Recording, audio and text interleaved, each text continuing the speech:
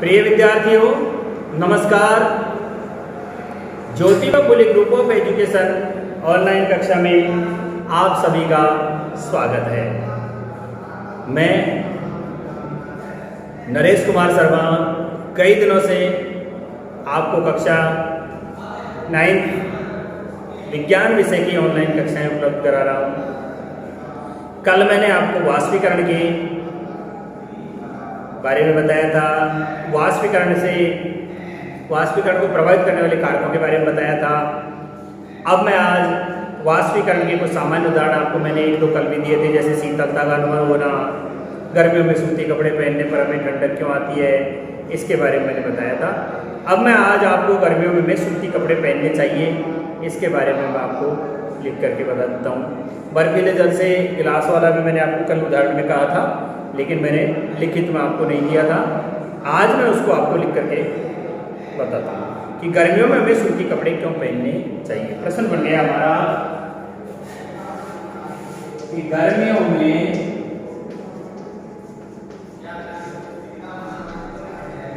हमें सूती कपड़े क्यों पहनने चाहिए।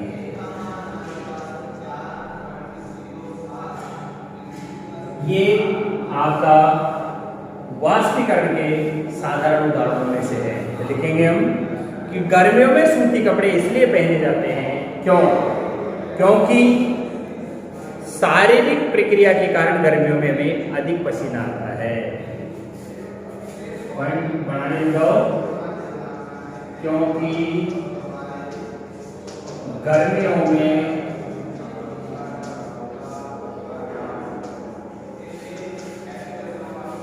शारीरिक प्रक्रिया के कारण अधिक पसीना आता है। एक बात, ज्यादा पसीना आएगा जिसके कारण हमको क्या मिलती है? ठंडक मिलती है। क्यों मिलती है? क्योंकि वाष्पीकरण के दौरान द्रव की जो सतह है उसके कारण हमारे आसपास के वातावरण से ऊर्जा को प्राप्त करके वो उड़ जाते हैं। लिख लो आगे, क्या लिखेंगे हम लिख देंगे कि गर्मियों में शारीरिक प्रक्रिया के कारण ज्यादा पसीना आता है, जिसके कारण हमें ठंडक मिलती है। क्यों? यह पसीना हमें ठंडक प्रदान करता है।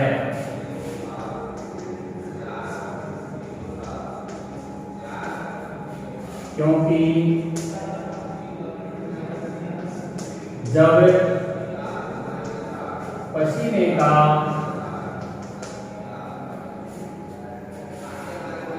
वाष्पीकरण होता है तो यह वाष्प अपने आस पास के वातावरण से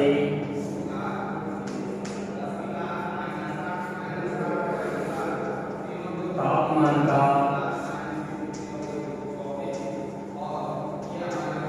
अवशोषण कर लेती है और वाष्पीकृत हो जाती है। आसपास के वातावरण से पसीना है ना, वो क्या हो जाएगा? वाष्पीकरण हो जाएगा, तो उसके वातावरण से ऊर्जा को प्राप्त करके वाष्प में बदल जाएगा। वाष्पीकरण प्रसुप्त अवस्था के बराबर उसमें ऊर्जा हमारे शरीर से अवशोषित हो जाएगी, जिससे हमारा शरीर क्या हो जाएगा? शीतलता का अनुभव करेगा। अब जितनी ये वाष्पीकरण की जो प्रसुप्त ऊष्मा है उसके बराबर ऊष्मीय ऊर्जा हमारे शरीर से अवशोषित हो जाएगी। इस प्रक्रिया में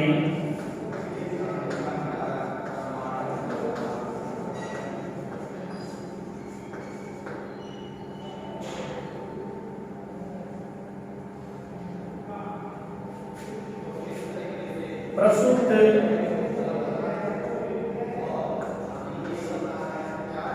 ऊष्मा के बराबर ऊर्जा हमारे शरीर से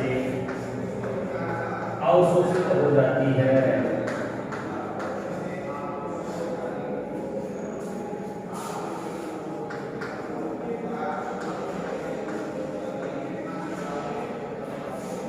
ऊर्जा हमारे शरीर से क्या हो जाती है? अवशोषित हो जाती है, जिससे शरीर शीतल हो जाता है और शरीर शीतलता का अनुभव करता है। और शरीर किसका अनुभव करता है? शीतल। एक और, सूती कपड़ों में जल अवशोषण करने की क्षमता अधिक होती है। सूती कपड़ों में जल अवशोषित करने की क्षमता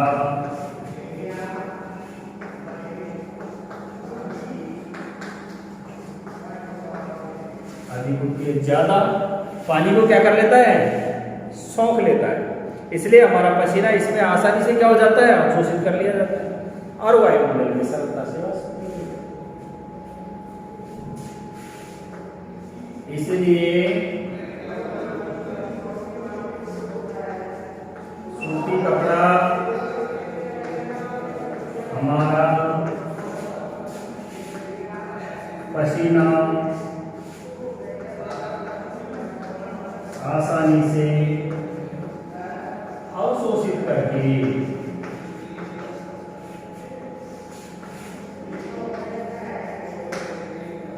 वातावरण में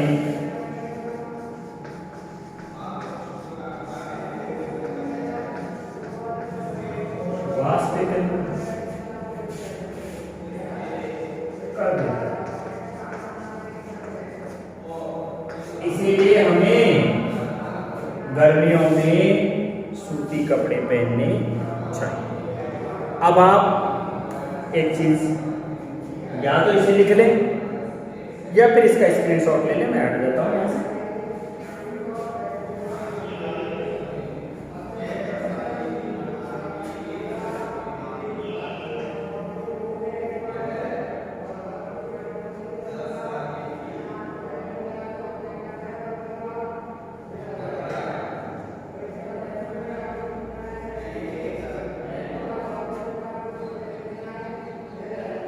ठीक है, मैं इसे उठा देता हूं।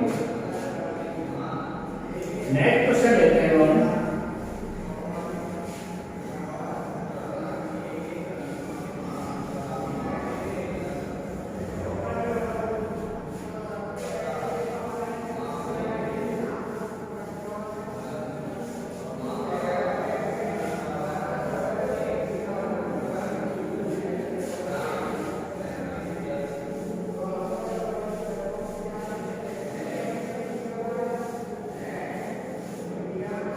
नया पॉइंट लिख लो कि बर्फीले जल से भरे गिलास की बाहरी सतह पर जल की बूंदें क्यों दिखाई पड़ती हैं?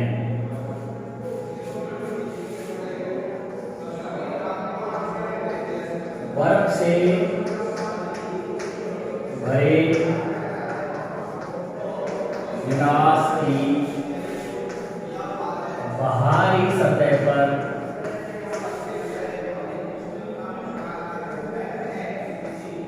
बर्फ से भरे गिलास की बाहरी सतह पर पानी की बूंदें क्यों दिखाई देती हैं?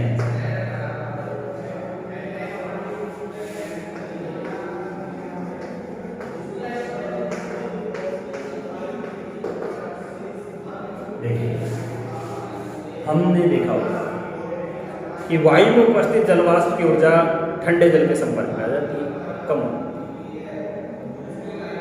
ऐसा लगता है जैसे गिलास बर्फ का भरा हुआ हो और हमने उसे वातावरण में रख दिया। उसके चारों तरफ जहाँ जहाँ होकर के वो पानी बर्फ का भरा हुआ है या बर्फ भरी हुई है, वहाँ से नीचे, खाली में नहीं, जहाँ से नीचे वायुमंडल की जो जल वाष्प है ना उससे टकराएगी और टकरा करके जो वाष्प थी वो द्रव में बदल जाएगी। यानी या तो मैंने आपको एक बात बताई थी कि वायुमंडलीय गैसों को द्रव में परिवर्तित करने के लिए कुछ विधि है, या तो उसका तापमान को कम करो या फिर उसे संपीड़ित करो। यहाँ हम उसके तापमान को क्या कर रहे हैं, कम कर रहे हैं, इसलिए वो वायुमंडल की जो जलवाष्प है वो द्रवित होकर के द्रवस्था में आ जाती है और हमें गिलास की बाहरी सतह पर लगी हुई दिखाई देती है। तो लिखेंगे हम कि वायु में उपस्थित जलवाष्प की ऊर्जा वायु में उपस्थित जल वाष्प की ऊर्जा ठंडक के संपर्क में आ जाती है, ठंडे जल के संपर्क में आ जाती है।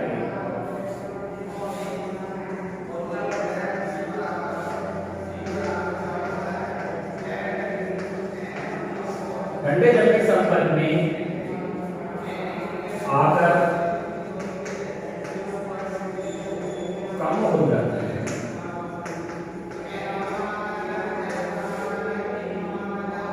जैसे इसका तापमान कम होगा जलवाष्प का, वायुमंडलीय जलवाष्प का तापमान कम होते ही वो गैस से सीधे द्रव अवस्था में परिवर्तित होती है।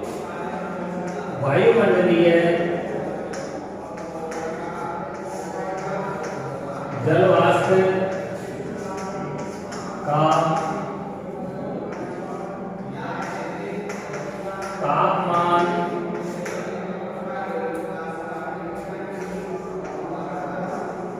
कम होते ही वह वाष्प से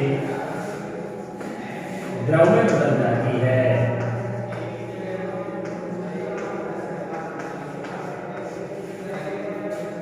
इसलिए बर्फ से भरे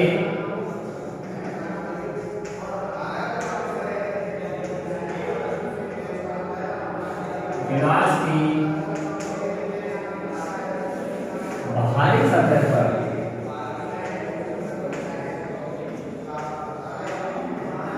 हमें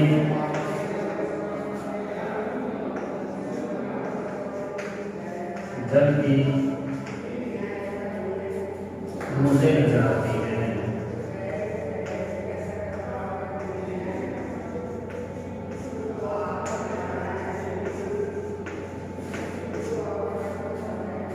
क्लियर हो? अब मैं आपको यहाँ पर वाष्पन और क्वथन में क्या अंतर होता है इसके बारे में थोड़ा सा लिखवाना चाहूँगा। डिफरेंस बिटवीन वाष्पन और क्वथन, एक बॉइलिंग पॉइंट के अंदर और वाष्पन के अंदर क्या क्या अंतर है, इस बारे में मैं थोड़ा सा आपको लिखवाना चाहूँगा। तो देखिए, इसको या तो आपने लिख लिया होगा, लिखा नहीं है तो आप इसका स्क्रीनशॉट ले लें ताकि मैं आपको वाष्पन और क्वथन में क्या कर सकूं, अंतर लिखवा सकूं। इसके लिए आपको एक इंडेक्स बनानी पड़ेगी। इंडेक्स में वाष्पन और क्वथन में डिफरेंस देखिए, दोनों के बीच में क्या अंतर है। ठीक है, मैं इसे मिटा रहा हूं, देखिए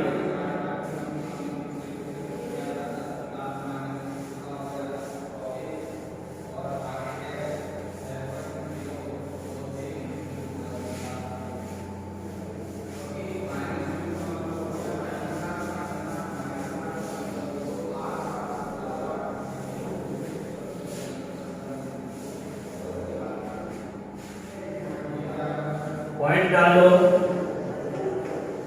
वाष्पन और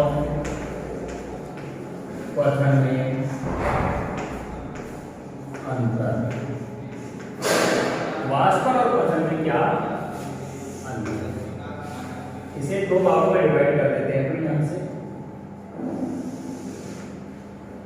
एक तरफ पर लिख देते हैं क्वथन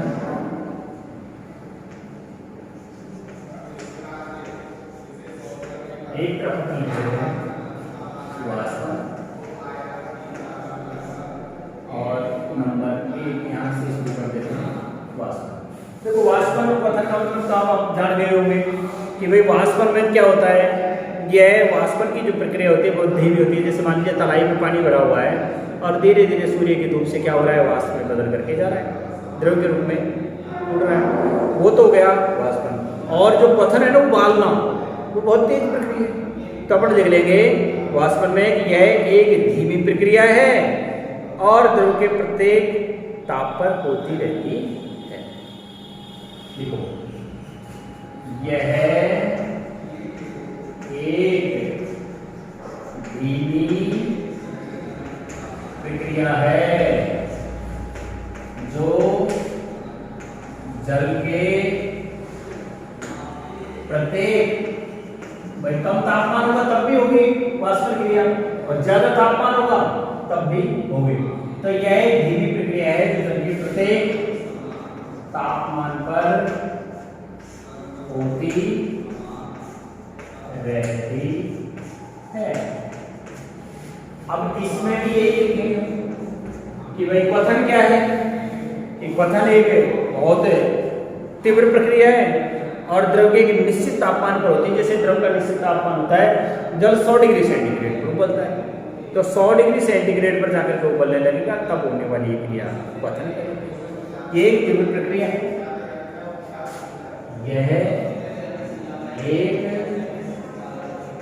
तीव्र गति से होने वाली प्रक्रिया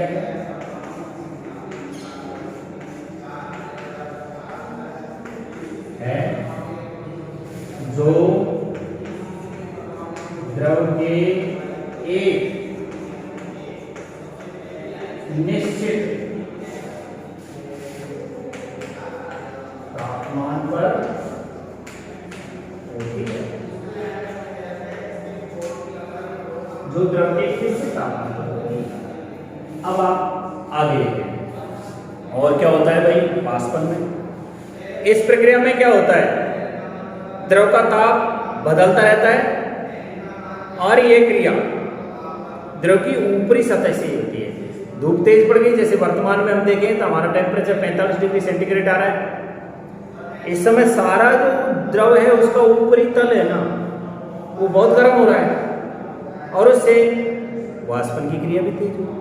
तो क्या लिखेंगे कि इस प्रक्रिया में द्रव का ताप बदलता रहता है और ये क्रिया द्रव की ऊपरी सतह से होती है।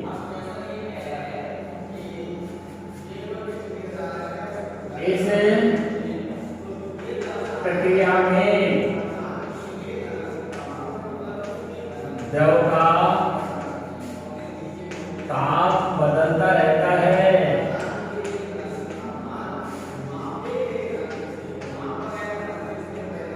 तथा यह द्रव की ऊपरी सतह से होता है। उसी प्रकार से इसमें द्रव का ताप पूरे के पूरे द्रव का कैसा रहेगा, निश्चित रहता है और ये क्रिया संपूर्ण द्रव में एक साथ होती है। इस प्रक्रिया में द्रव का ताप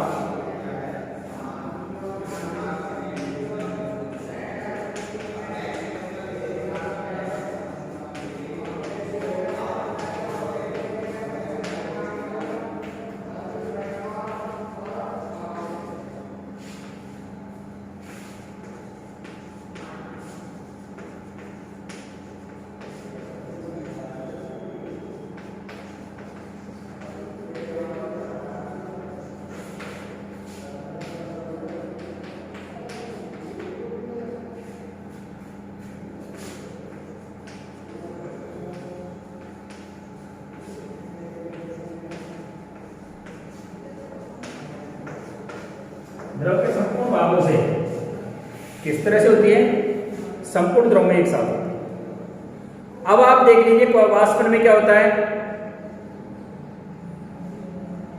वाष्पन का जो सतही क्षेत्र है वो वायु की गति और ताप बढ़ने पर तो बढ़ जाता है, और वायु की गति और ताप घटने पर घट जाता है। तो क्या लिख देंगे हम कि वाष्पन का सतही क्षेत्र,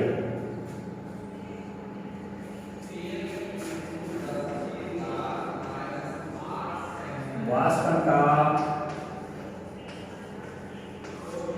सतही क्षेत्र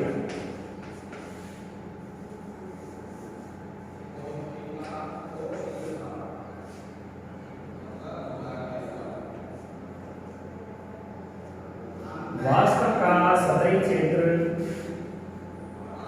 वायु की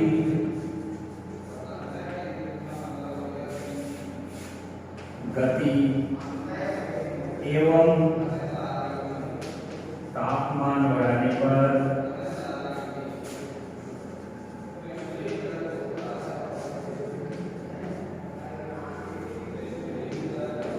बढ़ता है तथा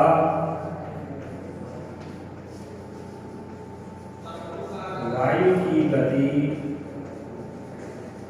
और तापमान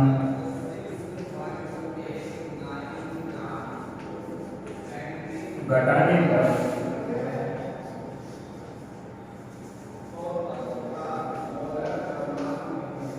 घटता है। वही वायु की गति बढ़ जाएगी तो वाष्पीकरण तेज हो जाएगा, तापमान बढ़ जाएगा तो वाष्पीकरण तेज हो जाएगा। परंतु कथन में क्या होता है, इस प्रक्रिया में द्रव में अगर अशुद्धियां मिल गई तो ये बदल जाएगा। बाकी और अन्य स्थितियों में क्या रहेगा भाई, वहाँ उसमें अगर अशुद्धि मिल गई ना तो बहुत देर से ही तो उबलेगा, निश्चित तापमान पर नहीं उबल पाएगा, है ना। तो क्या लिख देंगे हम कि क्वथन प्रक्रिया में द्रव में अशुद्धियां मिलाने पर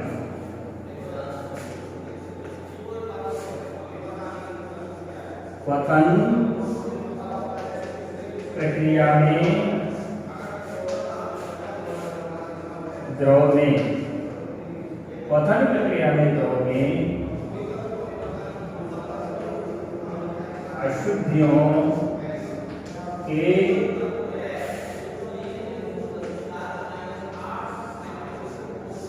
मिलाने पर क्या होता है, स्थिति बदल जाती है। भाई अशुद्धियां मिल गई तो अशुद्धियां मिलाने पर क्या हो गया कि ये बदल जाता है, बाकी और अन्य स्थिति में स्थिर रहता है।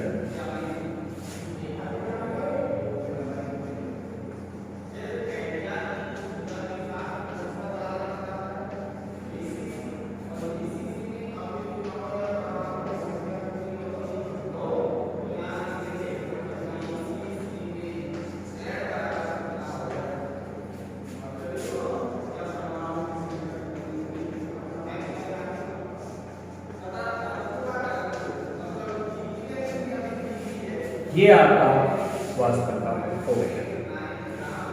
अब मैं आपको बोस-आइंस्टाइन कंडेंसेट अवस्था के बारे में बता दूंगा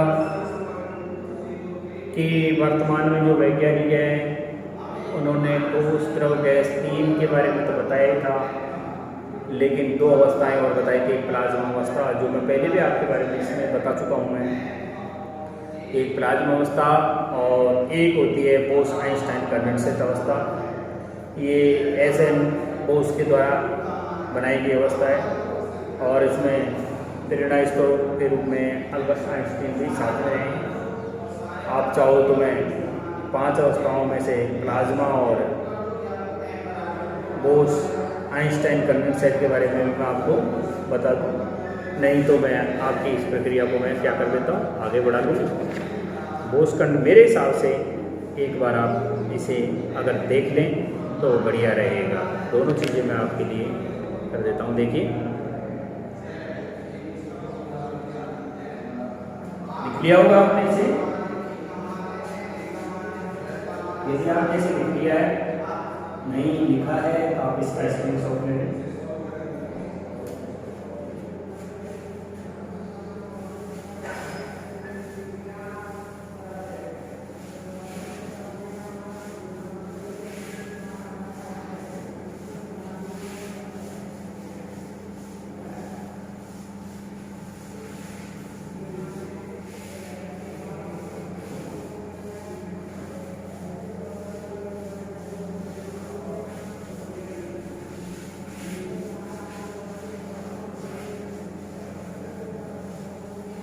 देखिए, मैं आपको बता दूं कि वैज्ञानिक पदार्थ की 5 अवस्थाओं की चर्चा कर रहे हैं। उसमें ठोस, द्रव, गैस तो है ही, तीनों के बारे में तो मैं आपको पहले ही बता चुका हूँ।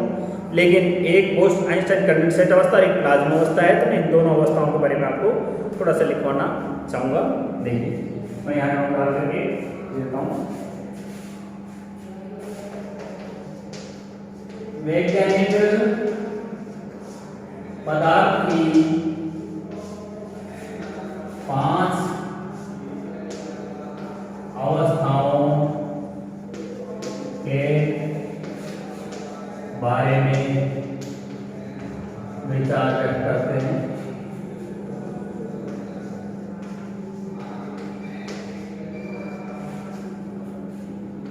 ठोस, द्रव, गैस, इन तीनों के बारे में मैं आपको बता चुका हूं के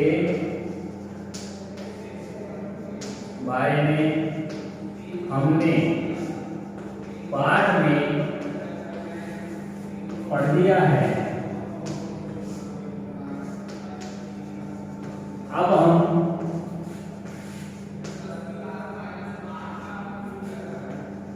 प्लाज्मा और बोस-आइंस्टाइन कंडेंसेट अवस्था के बारे में पढ़ेंगे।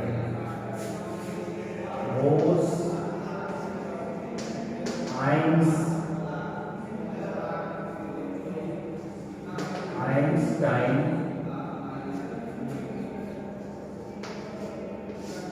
कंडेंसेट। तो सबसे पहले हम पढ़ रहे हैं प्लाज्मा।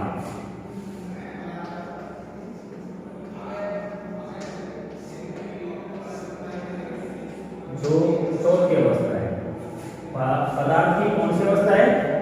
चौथी अवस्था है। देखो, इस अवस्था में क्या होता है?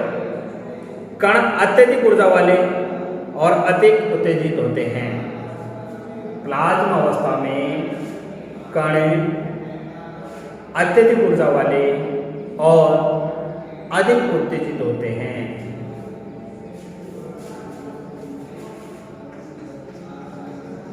प्लाज्मा अवस्था में कण अत्यधिक ऊर्जा वाले और उत्तेजित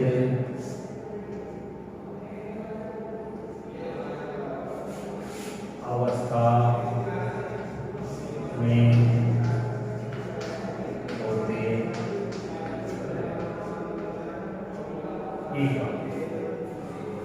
प्लाज्मा अवस्था में कण एक तो ज्यादा ऊर्जा वाले होते हैं और फिर उत्तेजित अवस्था होते हैं। ये कण आयनीकृत गैस के रूप में होते हैं। किस प्रकार से? आयनीकृत, आयन और एनायन। ये कण या प्लाज्मा कण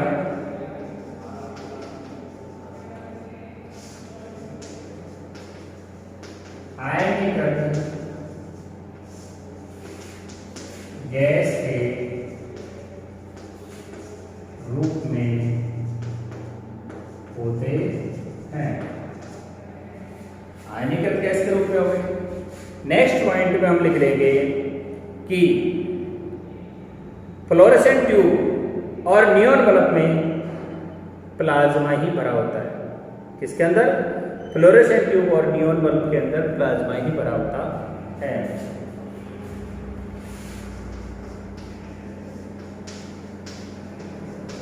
फ्लोरेसेंट ट्यूब व नियॉन बल्ब में प्लाज्मा भरा होता, इसलिए इनकी प्रतिदीप्ति है ना, यानी चमक जो कैसी होती है? भरी होती है। नियॉन बल्ब के अंदर नियॉन गैस और फ्लोरेसेंट ट्यूब के अंदर हीलियम या कोई अन्य गैस होती है। आप क्या लिख देंगे? कि नियॉन बल्ब के अंदर तो नियॉन गैस और फ्लोरेसेंट ट्यूब के अंदर हीलियम या कोई अन्य गैस होती है। तो हम क्या लिखेंगे?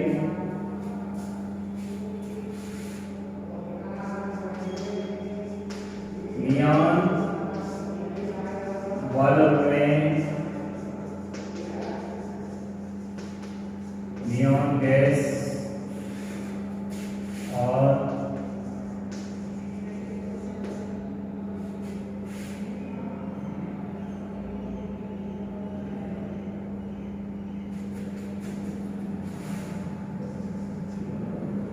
फ्लोरेसेंट ट्यूब में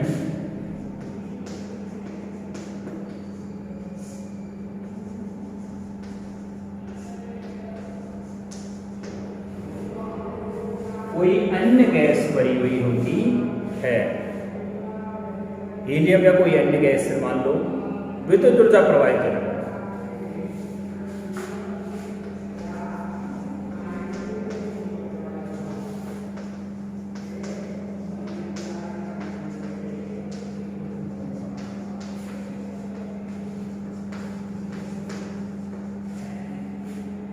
कोई अन्य गैस भरी हुई होती है, कहने का तात्पर्य नियॉन बल्ब में तो नियॉन गैस होती है और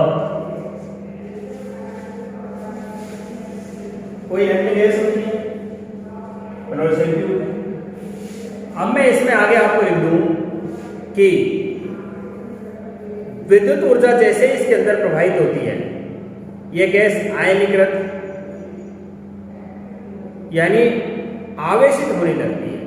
जैसे ही विद्युत ऊर्जा प्रवाहित करते हैं, ये गैस आवेशित होने लग जाती है। जैसे ही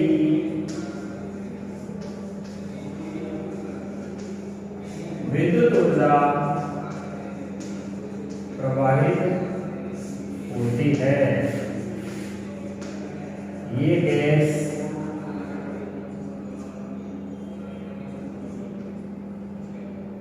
आवेशित होने लग जाती है। आयनीकृत होना, आवेशित होना एक ही बात है। आवेश आने लग जाते हैं इसके ऊपर। आवेशित होने पर क्या होगा? ट्यूब या बल्ब के अंदर चमकीला प्लाज्मा तैयार होता है। इससे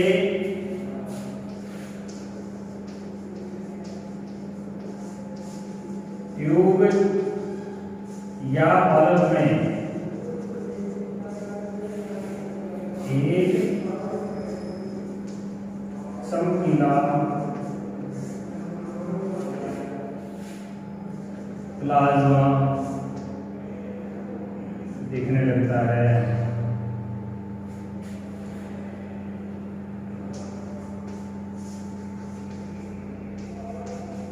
जब इसमें चमकीला प्लाज्मा दिखने लग गया, पूरा का पूरा इसके अंदर क्या आ जाएगा? प्रतिदीप्ति उत्पन्न हो जाएगी और गैस के स्वभाव के अनुसार इस प्लाज्मा में एक विशेष रंग की चमक आती है। प्लाज्मा के कारण ही सूर्य और तारों में वायुमंडलीय जो होती है वो क्या होती है? चमक होती है। उच्च तापमान के कारण ही तारों में प्लाज्मा बनता है।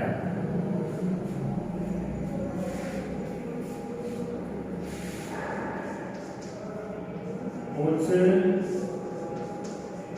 तापमान के कारण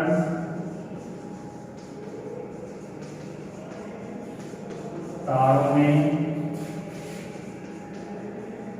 प्लाज्मा बनता है। प्लाज्मा में एक विशेष चमक होती है।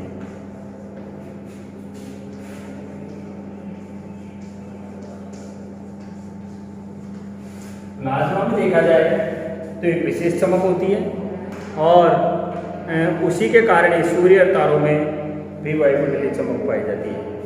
प्लाज्मा के कारण इसी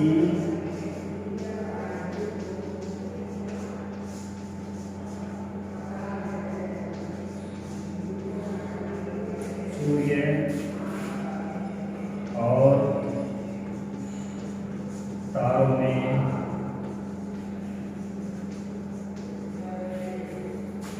वायुमंडलीय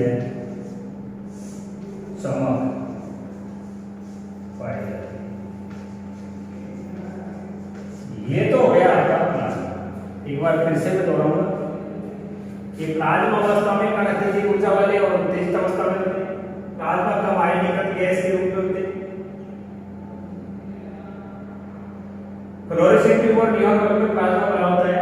नियॉन बल्ब में नियॉन गैस और फ्लोरेसेंट ट्यूब में हीलियम गैस या कोई अन्य गैस होती है। जैसे विद्युत ऊर्जा प्रवाहित होती है गैस आवेशित होने लगती है। इससे ट्यूब या बल्ब में एक चमकीला प्लाज्मा बन जाता है। उच्च तापमान के कारण तारों में प्लाज्मा बनता है और प्लाज्मा में विशेष प्रकार की चमक पाई जाती है। इसी प्लाज्मा के कारण सूर्य तारों में वायुमंडलीय चमक दिखाई देती है।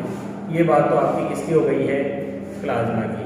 अब मैं आपको बोस आइंस्टाइन कंडेंसेट अवस्था के बारे में बताता हूँ।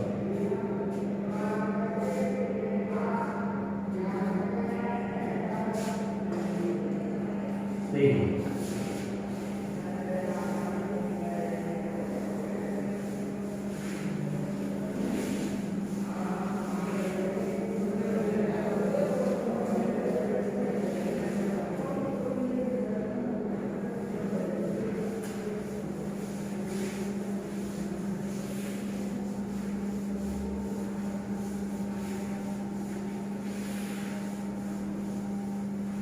देखिए बोस आइंस्टाइन कंडेंसेट अवस्था के बारे में सुनते हैं आप।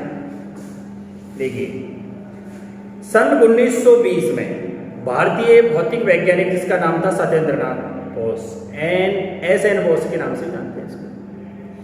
इसने पदार्थ की जो पांचवी अवस्था थी उसके लिए कुछ गणनाएं की थी। उन गणनाओं के आधार पर अल्बर्ट आइंस्टाइन ने पदार्थ की एक नई अवस्था की भविष्यवाणी कर दी जिसका क्या नाम रखा? बोस आइंस्टाइन कंडेंसेट अवस्था का।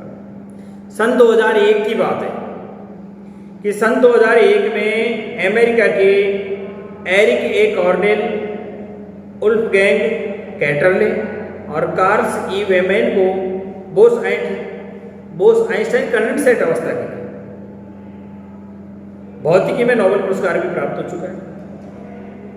सामान्य वायु के घनत्व के 1,00,000वें भाग जितने कम घनत्व वाली गैस को बहुत ही कम तापमान पर ठंडा करने से बोस आइंस्टाइन कंडेंसेट अवस्था तैयार होती है।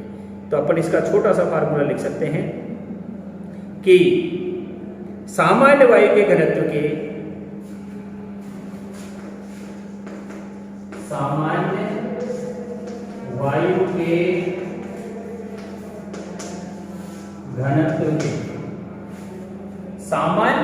के घनत्व के 1,00,000वें भाग जितने 1,00,000वें भाग जितने कम घनत्व वाली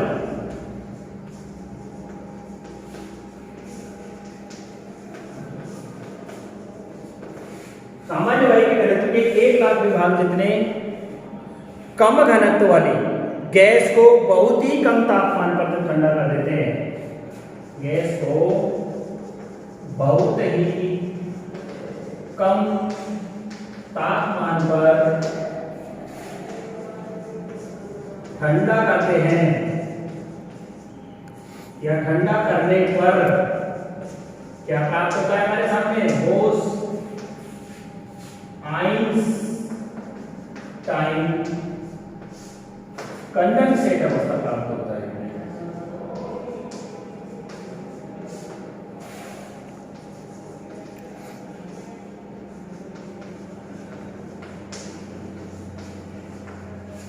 ये सन 2001 में इसकी खोज की गई थी।